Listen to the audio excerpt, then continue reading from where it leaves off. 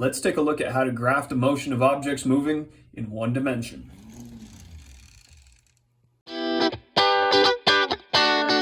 What are we doing?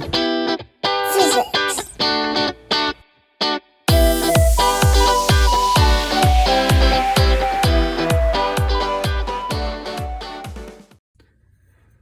The first object I want to look at today is a race car traveling down the road at a constant speed.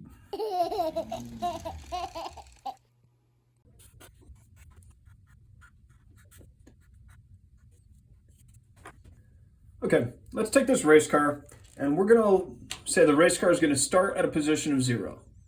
We're going to allow this car to go down the road at a constant 20 meters per second. What we want to do here is graph the velocity versus time and graph the position versus time of this car.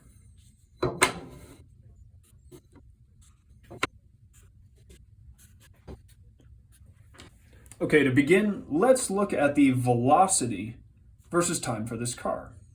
We know this car is always going to be traveling at 20 meters per second. What that means for us is that with every change in time, every second that goes on, the car never speeds up or slows down. So its velocity remains constant. If I want to graph this, we're always going to see, no matter what point in time, we're always going to see the car has a velocity of 20 meters per second. Now, I don't want to let this car move on forever at 20 meters per second. So let's just say this car is going to travel down the road for 10 seconds at these 20 meters per second. After that, I don't care what happens to the car. But at all points in time for these 10 seconds, the car is moving at 20 meters per second. So the velocity versus time, that's pretty easy to do. Let's go over here and let's look at position versus time though. We decided this point right here is a position of 0, where the car is starting. We don't have to say that's a position of 0, but for this problem right now, that's what we're going to say. This makes things kind of easy because it means our graph is going to start at the origin. At a time of 0, the position of the car is 0. I want to figure out what this graph is going to look like over here. And just as importantly, I want to figure out how far forward is the car going to travel. In order to understand what this graph looks like, we need to look at this velocity versus time graph. And really, we need to look at velocity itself. Think back to velocity, and we defined velocity as a change in position over a change in time. What this means, 20 meters per second, means with every second that goes by, the car moves forward 20 meters. So if at a time of 0, the car was at a position of 0, 1 second later, the car is going to be at a position of 20. 2 seconds later, the car will be at a position of 40. Every second that goes by, the car is moving forward 20 meters. That's our definition of velocity, change in position over change in time. For this car, we're seeing a change of 20 every second. And because this velocity is constant, what we're going to see is a constant change in velocity. In math class, you would refer to this as a constant slope. And I want to take a look at slope for a second, just to better understand what was going on here with velocity and how we defined it. You define slope in math class as rise over run. That's the slope of a line. Well, I want to talk about physically, what is the rise on this graph? A vertical change on this graph represents a change in position. And a horizontal change on this graph represents a change in time. So what we see over here for this graph of position versus time is that the slope according to what we see right here, is rise over run,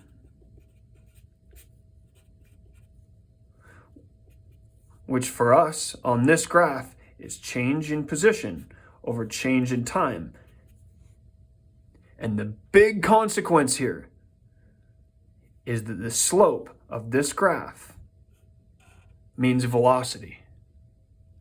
The instantaneous velocity at any point is going to correlate to the slope of this line at any point. Now, in regular high school physics, it works out to be a nice correlation, kind of a cute coincidence. If you're doing this with calculus in AP physics, or you're looking at this as a college physics class, there's a lot of calculus that gets tied in here because we start talking about derivatives. And pretty quickly, we're going to start talking about integrals as well. Let's make some more connections between these two graphs. We know the slope of a position versus time graph is equal to the velocity. But let's look over here at velocity versus time. You'll remember there's one thing we're trying to solve for that we still haven't determined, and that is how far forward has this car traveled? And to determine this, I actually want to look at this graph. We can determine displacement by looking at velocity versus time. Let's take this line and turn this into a great big rectangle outlined by this edge, and our axes. I want to look at the area of this box here. This is a rectangle, so its area is going to be base times height. Now this has a base of 10 seconds and a height of 20 meters per second. So when we multiply these two together, that's base times height. We're going to have 10 seconds times 20 meters per second. That's going to give us 200 meters per second times seconds. That's meters. I want you to realize the area of this rectangle right here is displacement.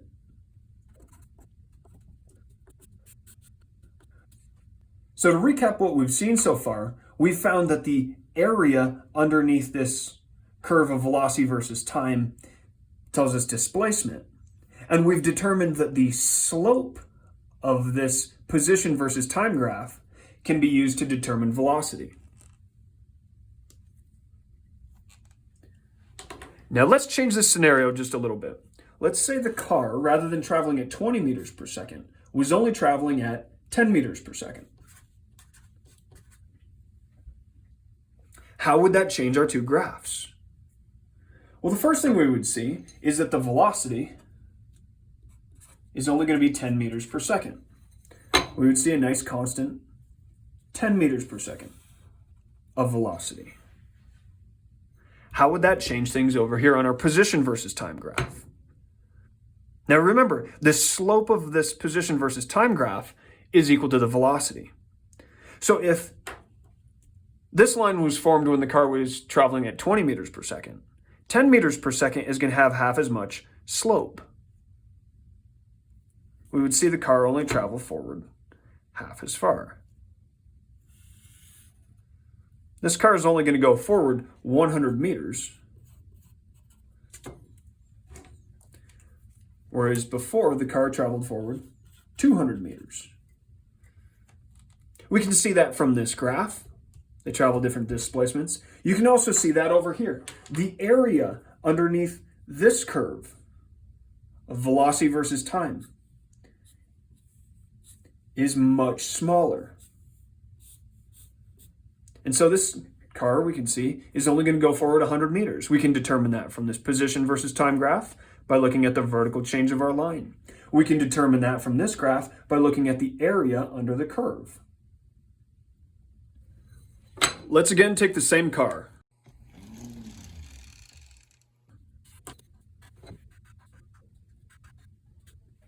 Let's take this car, and we're going to let this car drive down the road, just like before. Now, to make things easy on us, let's say the car is going to start at a position of 0. But this time, I want to let the car speed up. Let's have this car start at rest. But with every second that goes by, I want this car to speed up by 5 meters per second. This leads us to an idea that we haven't discussed yet, and that is acceleration. Acceleration is defined as a change in velocity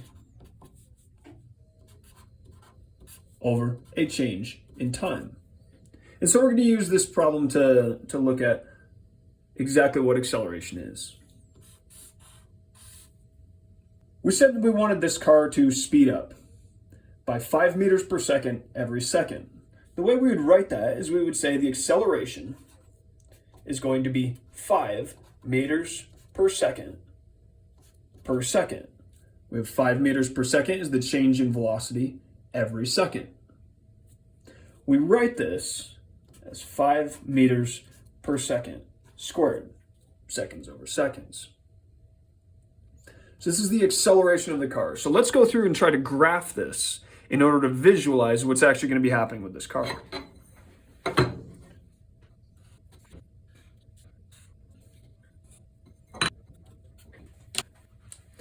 All right, let's start with velocity. The velocity of the car initially is going to be 0. And this car is going to speed up.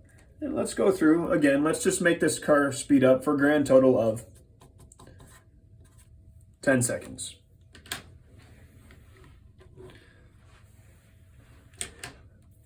This acceleration of 5 meters per second means that even if the car starts at rest, after 1 second, the car is going to be traveling 5 meters per second. After 2 seconds, the car is going to be traveling 10 meters per second.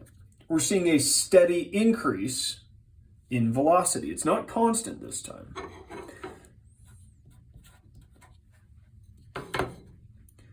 We're going to see this velocity increase by 5 meters per second every second. So that means after 10 seconds,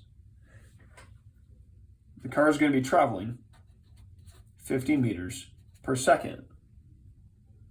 That's just 5 meters per second times 10 seconds. Gives us a final velocity of 50 meters per second. So this is our graph for velocity versus time. The next part, and the more complicated part, is looking at position versus time. We know the car is going to start at 0. We know it's going to travel forward for 10 seconds. The big question we're trying to answer is how far forward is this car going to travel? So we want to solve for this value right here. This total displacement of the car. It starts at 0, but where does it finish? And you might think, well, the car's traveling at 50 meters per second for 10 seconds. Let's just multiply those together. But that's not true. The car isn't traveling at 50 meters per second for the entire 10 seconds. At first, the car isn't moving at all. After 1 second,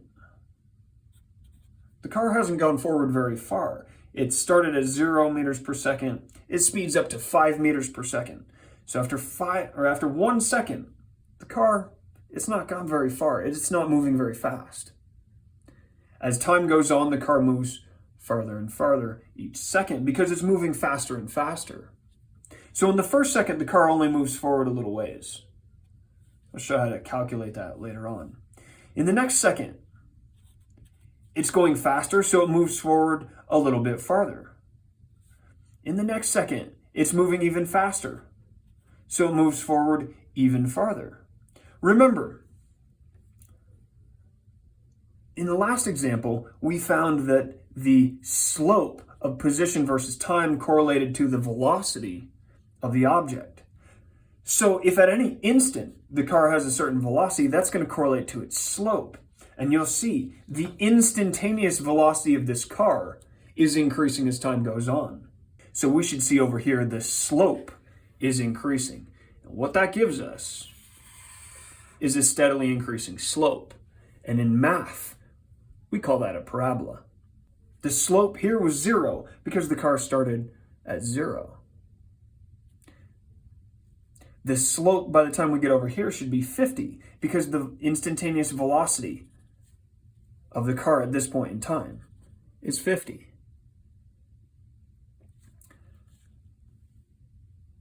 But how far forward does this car travel?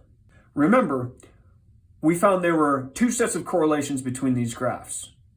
We found that the position versus time correlated to the instantaneous velocity of the object. We also found that the area underneath the curve of velocity versus time was displacement.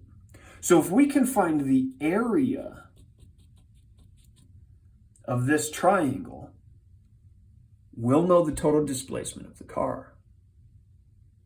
So to find the area of this triangle, well, it's a triangle, we simply need to do 1/2 base times height. So it's going to be 1/2 times the base, that's 10 seconds, times the height, that's 50 meters per second. And again, you'll see our units are going to work out to be meters. 1/2 times 10, that's 5 times 50, that's 250 meters. The area underneath this curve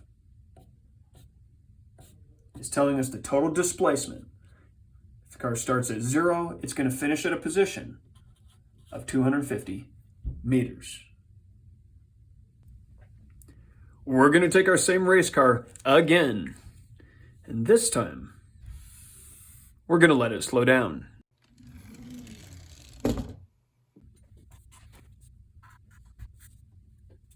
All right, let's say our car is traveling initially at a velocity of 40 meters per second.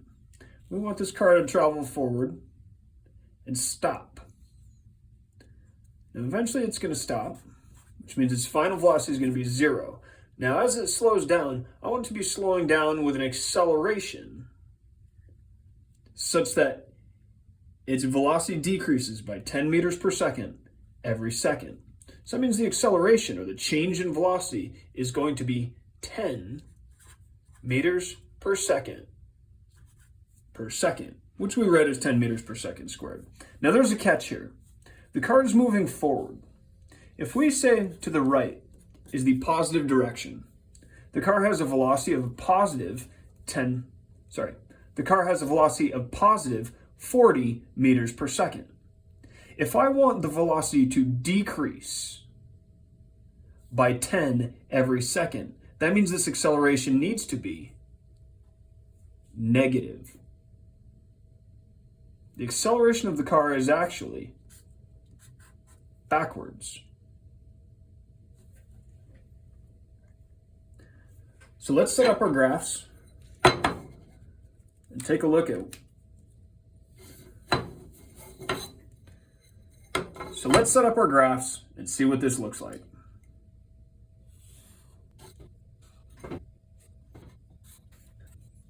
The first thing you'll notice is we don't have a time. I haven't said how long this situation is going to take. Right? All we know is the car is starting at 40 meters per second and decreasing its velocity by 10 meters per second every second. So if the car starts at 40 meters per second, that's at a time of 0. After 1 second, the velocity of the car will have decreased to 30.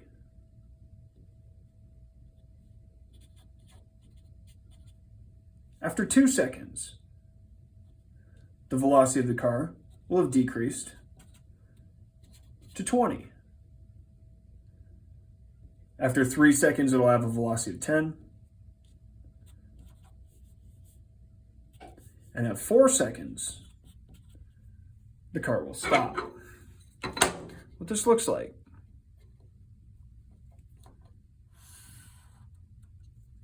is a nice, neat diagonal line. We're seeing here that this line is diagonal and down. Remember, we defined acceleration as a change in velocity over a change in time. And you'll notice this acceleration of negative 10 means the velocity is changing by 10, or decreasing by 10. This acceleration of negative 10 means the velocity is decreasing by 10 every second. And to go back to math class, slope is defined as rise over run. In this case, our rise is our change in velocity, and our run is our change in time. So I want you to realize, for this graph, our slope, which is rise over run, is actually change in velocity over change in time. That is acceleration. It's important to realize the slope of a velocity versus time graph is equal to acceleration.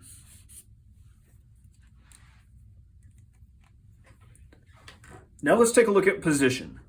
Now in this problem, we didn't choose to call any particular position 0. So let's go through and say the initial position of the car is 0, and that'll allow us easily to find the displacement and final position of the car. At a time of 0, we know the car is going to have a position of 0. We know the car is only going to be moving forward for 4 seconds.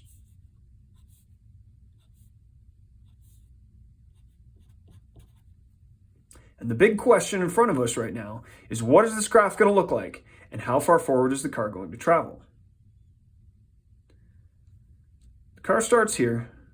It's going to be moving forward, so we know the position is going to be increasing. But this is not moving forward at a constant speed, so we don't see a nice, neat diagonal line. This car is not speeding up, so we're not going to see a parabola that's concave up. Let's go back to our rules regarding position and velocity and how they relate. Remember, the slope of a position versus time graph is equal to the magnitude of velocity, or the instantaneous velocity. So initially, this car has a large velocity. So it's going to have a large slope when we plot this position versus time graph. The instantaneous velocity decreases. Correspondingly, we will see the slope of our position versus time graph decrease as time goes on. When the car is stopped, the velocity is 0. And we should see after 4 seconds, when the car is stopped, the final slope on our position versus time graph is 0. So we've determined what this graph should look like. But how far forward does the car travel? Remember, from our earlier rules, the area under the curve of velocity versus time will give us displacement. So if we can find the area of this triangle, we'll know the displacement. The area of the triangle is 1/2 base times height, so it's going to be 1/2 base, that's 4 seconds, times 40 meters. Per second.